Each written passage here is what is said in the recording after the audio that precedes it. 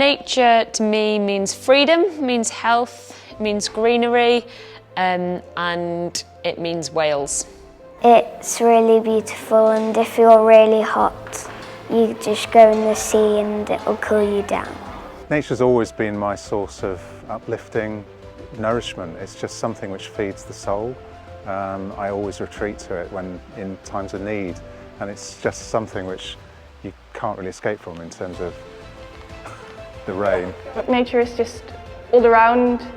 It's just the grass and the trees, and you just need to learn to see it, and then you find that it's just everything.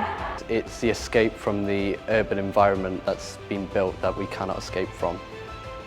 If we are giving more into the community and sharing with each other, it's going to be a lot kinder with each other and to the environment. I love nature because it's nice and wild and cold or warm, and I have my own garden, and it's just nice to be outside.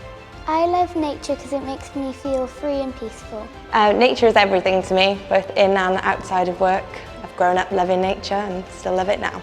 The confetti of spring is just taking your breath away. Nature's my kind of escape, so I think we should preserve that so people after us can have that too. My father playing by a big beech tree on the edge of Pontypool, and I used to play by the same tree, and future generations still use that tree. His name is carved in there from 1930 or wherever.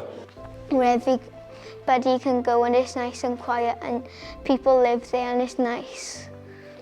I love going out for a walk and seeing the animals, birds and the trees. We should live on nature and with nature. That's the future I see, and I'm passionate about it.